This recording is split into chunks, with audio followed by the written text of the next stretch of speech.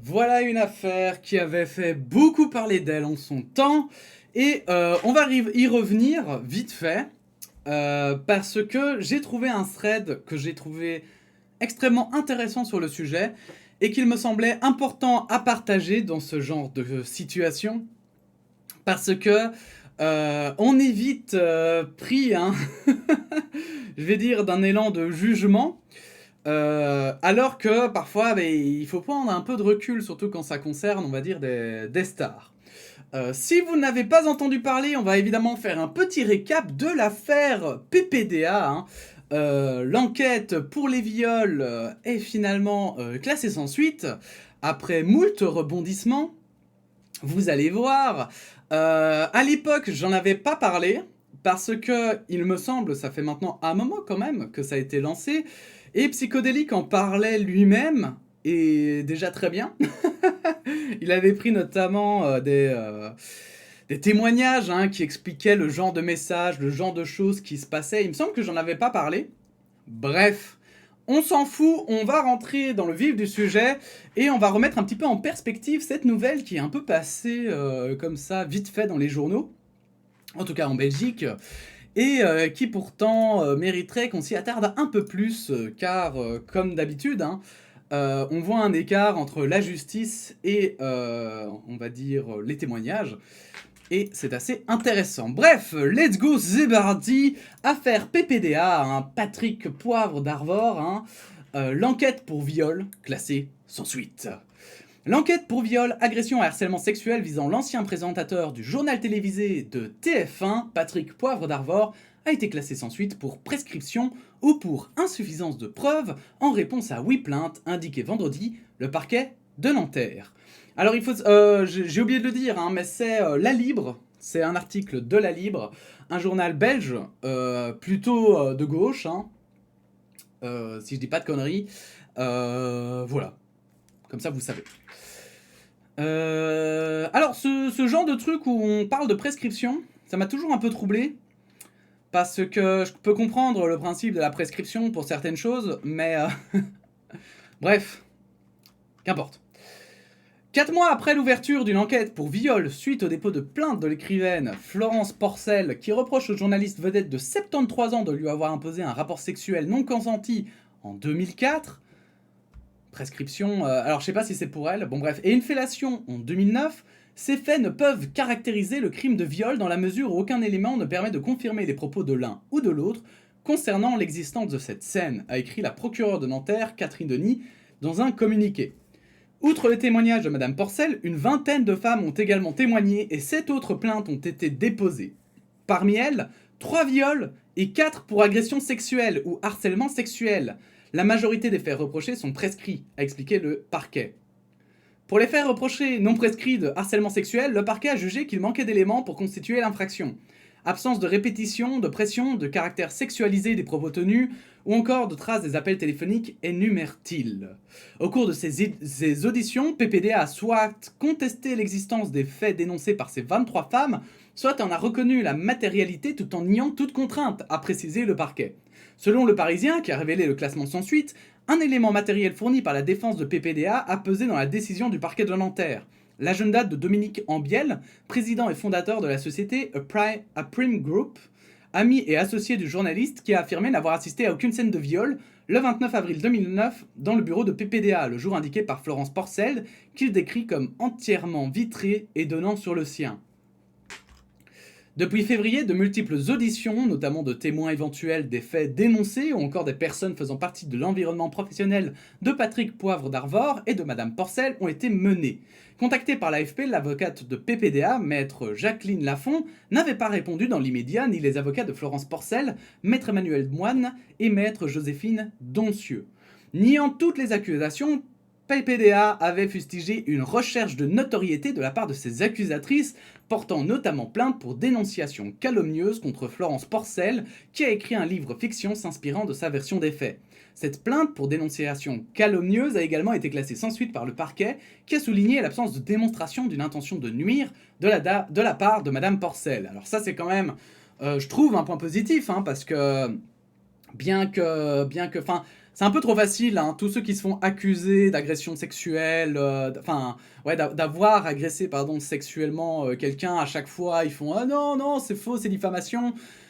Bon, ça a marché pendant tout un temps. Heureusement, maintenant, la justice a quand même compris que souvent c'était bullshit, hein, et que c'était des gens qui faisaient ça pour créer des problèmes à leurs victimes.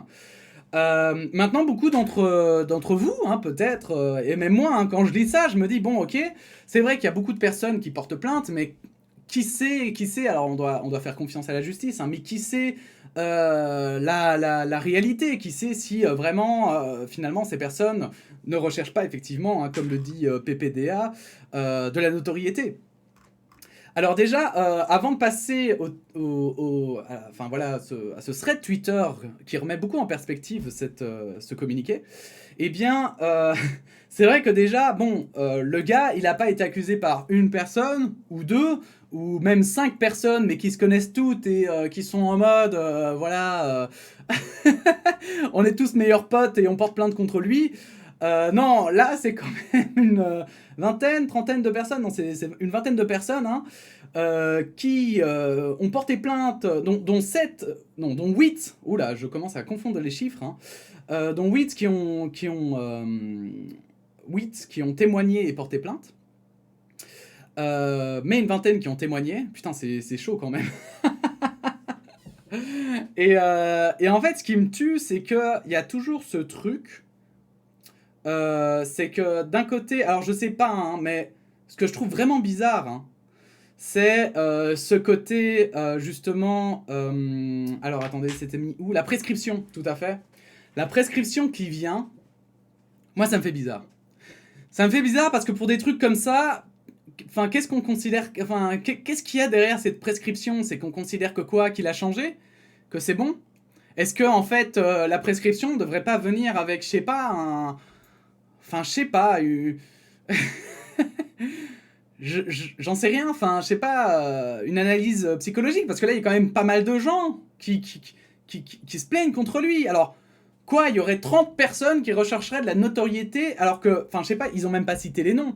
On sait qu'il y a une vingtaine de personnes, de femmes, qui ont témoigné, et 7 qui ont porté plainte, mais dans l'article, il n'y en a qu'une seule qui est citée, et c'est celle qui a écrit un livre. Donc, bon, bah, je veux dire, la recherche de notoriété, c'est un peu foutu à l'eau, quoi. Donc, c'est un peu étrange, cette histoire. Et bon, après, moi, je suis pas juge non plus. Donc, je peux pas tout à coup dire que PPDA devrait être en tôle à faire 50 ans de prison. C'est pas à nous de faire ça, et on est bien d'accord que c'est à la justice de le faire.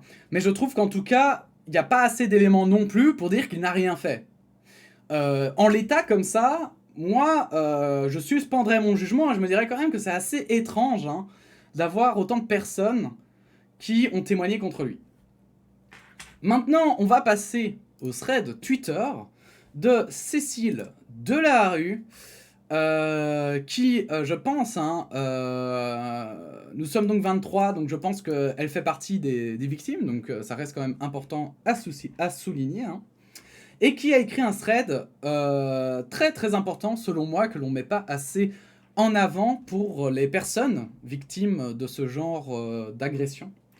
Nous sommes donc 23 à avoir pris du temps, à avoir tourné 7 fois notre témoignage dans notre tête, à avoir hésité, stressé, angoissé, 23 à avoir décidé de parler à la police de notre pays.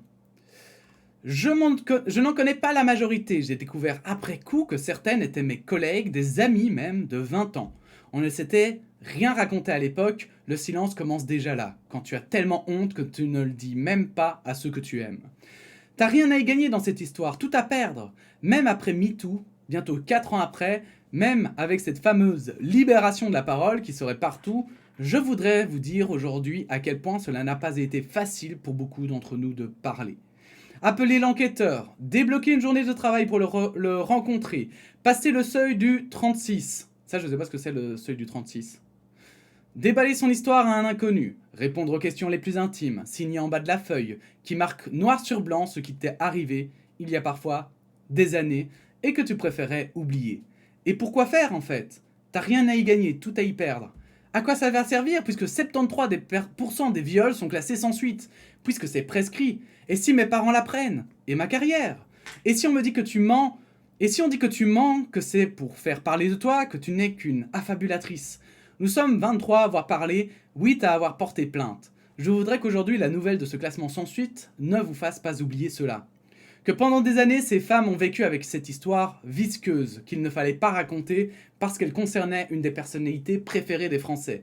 Qu'elles ne sont pas allées se répandre sur les réseaux sociaux ou même à 20h sur une chaîne du groupe TF1.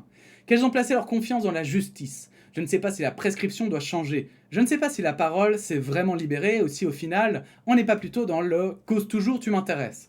Je sais juste que nous sommes beaucoup plus que 23. J'espère que ce classement sans suite ne fera pas peur aux autres victimes du même homme ou juste du même genre de comportement. Il faut parler, il faut porter plainte, il faut que ça cesse. On a tous à y gagner.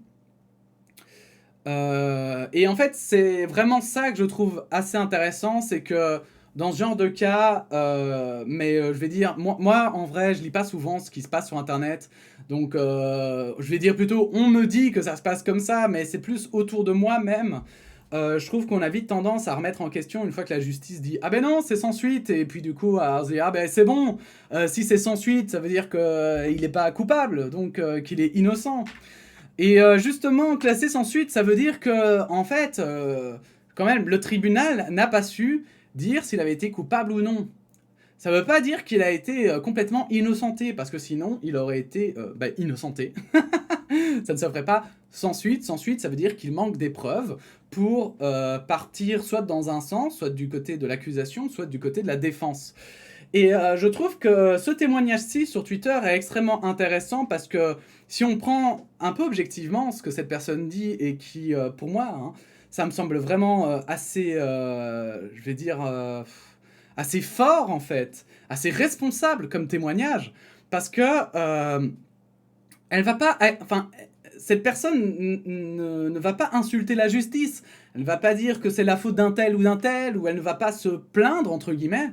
Non, elle parle surtout, en fait, de la difficulté que c'est d'aller porter plainte, de ce que ça engrange, et aussi de la force qu'il faut pour aller porter plainte. Que c'est pas juste, tu passes un coup de fil et tu fais « Allô, ouais, j'aimerais porter plainte, ok ?»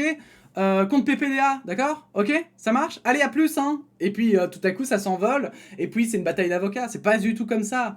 Ce sont quand même des personnes qui ont dû, effectivement, prendre beaucoup de temps et passer par beaucoup d'étapes, hein, pour en parler, en sachant que souvent, en plus, ça peut être un frein pour ta carrière.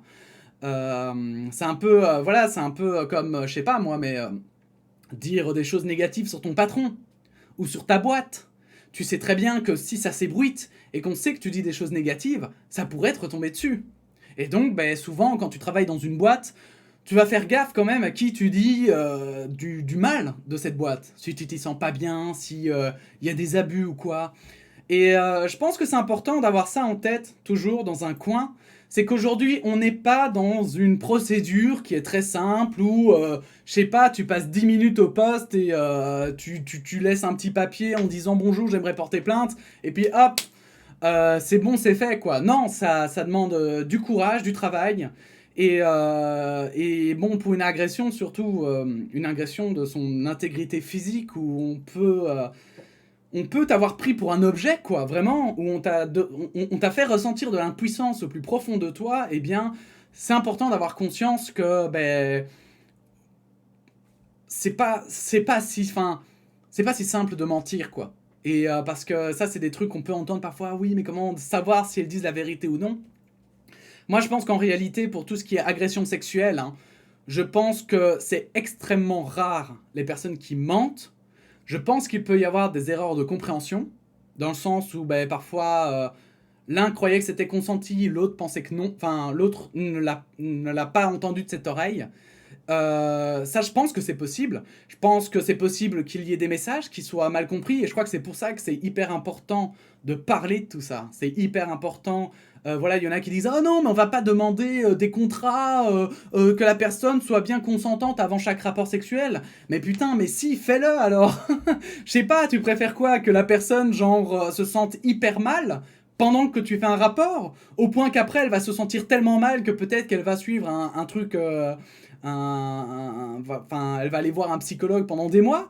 Ou alors, est-ce que tu préfères être sûr et certain que ce rapport va être trop bien? Et je veux dire, même si c'est tue l'amour, allez, sans déconner, même si c'est tue l'amour pendant 2 minutes, vous allez pas me dire qu'une fois que c'est tue l'amour pendant 2 minutes, vous allez faire « Ah ben non, c'est bon, c'est mort, hein. Moi je rentre chez moi. Hein. Allez, c'est bon, mon compte d'asseoir, c'est fini, je me casse. » Je pense qu'il y a vraiment de la communication à avoir là-dedans. Et qu'on ait aussi justement du respect pour toutes les personnes qui portent plainte, quelles qu'elles soient. Je pense qu'il ne faut pas remettre en question je veux dire, la véracité en fait de ce qui se dit, mais qu'il faut bien comprendre que si ces personnes, voilà, on est tous différents et qu'on peut tous ressentir les choses différemment et que donc aussi, c'est beaucoup plus grave déjà de les traiter de menteuses plutôt que de se dire que peut-être qu'il y a de la nuance ou qu'en tout cas ici, vu que quand même elles sont nombreuses, que peut-être que la justice n'a malheureusement pas le pouvoir d'agir dans ce genre de cas parce que c'est trop tard, parce que c'est... mais voilà, bref, je trouvais que c'était extrêmement intéressant comme thread. Je souhaite en tout cas du bon courage à toutes les personnes qui sont victimes de ce genre de choses. Sachez que quand je parle quand même, je le répète quand même juste à la fin, hein, quand je parle de nuances, quand je parle de faire attention et machin, et que ça peut être des interprétations, ce que je veux dire surtout derrière, c'est que 2 personnes peuvent dire la vérité, enfin peuvent dire 2 vérités qui sont toutes les 2 vraies, et qui pour autant, devant un tribunal, du coup, on va pas savoir démêler le vrai du faux parce que les 2 sont vrais. Et c'est ça que je veux dire. Alors, je ne sais pas dans ce cas-ci si c'est vrai ou pas. Je vais suspendre mon jugement, même s'il y a quand même beaucoup d'indices qui font que c'est quand même très bizarre. Mais ce que je veux dire, c'est que il faut pas prêter trop vite de mauvaises intentions aux gens, parce que déjà être victime, c'est pas facile. Hein, c'est vraiment un coup de poing que tu te ramasses dans la gueule, dans le meilleur des cas. Mais en plus, si on te traite de menteur et qu'on t'agresse encore après sur tes agissements ou sur ta soi-disant envie de notoriété, non, on fait pas ça. On ne fait pas ça. On essaye d'être bienveillant, comme d'ailleurs sur ce stream, quand on débat, on essaye d'être bienveillant les uns vers les autres. Et il faut bien avoir conscience que tant qu'on n'a pas tous les éléments, on ne sera jamais à même de juger. Donc bref, voilà. C'était un petit peu le son de cloche que je voulais faire entendre. J'espère qu'il a été bien compris. Parce que ça me fait toujours peur quand je parle de ce genre de sujet. C'est tellement délicat. Donc j'espère qu'il n'y a pas d'ambiguïté. Puisque parfois je vois que dans mes vidéos, il y a des trucs que je dis qui peuvent être mal compris, ce qui est tout à fait normal. Hein. Mais voilà, courage à tous. Et puis sinon, eh bien, je vous dis à bientôt pour de nouvelles actus, hein, tout simplement. Voilà. Merci à tous d'avoir visionné cette vidéo, pardon. Et puis à bientôt. La bise.